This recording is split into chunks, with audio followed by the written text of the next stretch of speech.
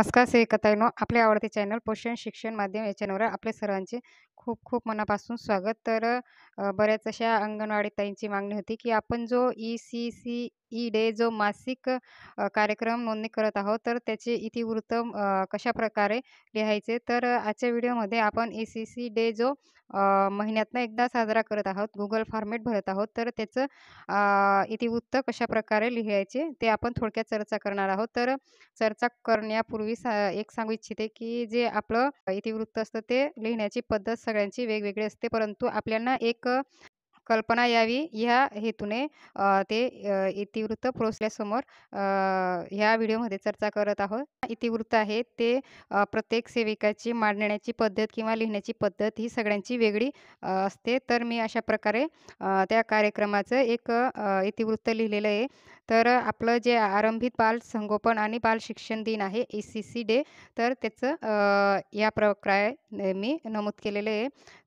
ज्या दिवशी आपण कार्यक्रम घेतोय त्या दिनांक, त्यानंतर आपलं अंगणवाडी केंद्र आणि आपण कोणत्या विषयावर ते दिवस साजरा केलेला आहे त्याचं सगळं थोडक्यात लिहून घ्यायचं आहे. त्यानंतर आपण पालकांना जे आमंत्रित केलेलं आहे ते लिहून घेतल्यानंतर अशा प्रकारे तो विषय मांडायचा आहे. तर आपला नोव्हेंबरचा विषय येता बघा, काळजी घेणाऱ्याची गट चर्चा. तर आपला विषय इथं आपण नमूद केलेला आहे. त्यानंतर आपलं उद्दिष्ट होतं, की आपले जे पालक आहेत आणि आपण आहोत, तर आपल्या दोघांमध्ये जे नवनवीन विचार असतात तर त्यांची देवाणघेवाण व्हावी ह्या दृष्टीने ही सभा आपण घेतली होती. त्यानंतर साहित्य आपण पहिल्या बैठकीमध्ये आपण घटनाक्रमाचे कार्ड घेतले होते, वस्तू घेतली होती, जसे ब्रश, साबण, कंगवा. तर आपलं साहित्य आपण या सभेत कुठल्या प्रकारचं साहित्य वापरलं ते देखील इथं नोंद केलेली आहे. त्यानंतर आपण जी बैठक घेतो आहे, जी सभा घेत आहोत, तर त्याच्यामध्ये काही विषय असतात ते आपल्याला चिन्हांकित केलेले आहे.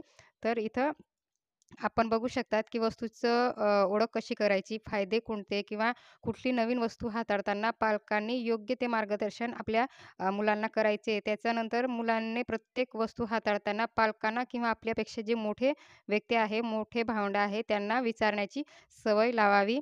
आणि त्यानंतर बालकांनी केलेल्या प्रत्येक प्रश्नाचं उत्तर हे आपण जे पालक आहोत किंवा जे अंगणवाडी ताई आहे, तर त्यांनी प्रत्येक प्रश्नाचं योग्य ते उत्तर दिले. त्यानंतर इथं बघा, जर प्रश्न केले बालकांनी, की साबणाचा वापर का करावा? कंगवा कसा वापरावा? तो का बरं वापरावा?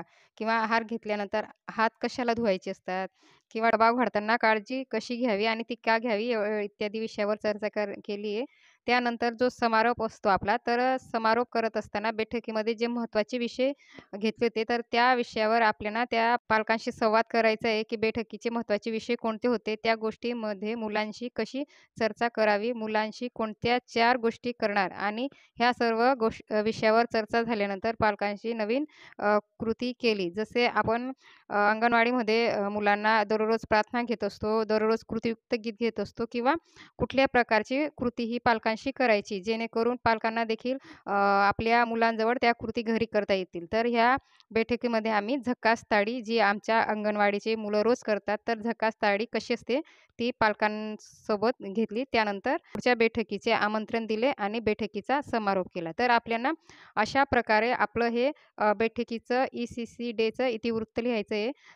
ह्या व्हिडिओमध्ये मी जी थोडक्यात तुम्हाला माहिती देण्याचा प्रयत्न केला, ते तुम्हाला नक्कीच समजले असेल आणि तुम्ही हा व्हिडिओ तुमच्या इतर भगिनीपर्यंत नक्कीच शेअर कराल अशी आशा करते. धन्यवाद.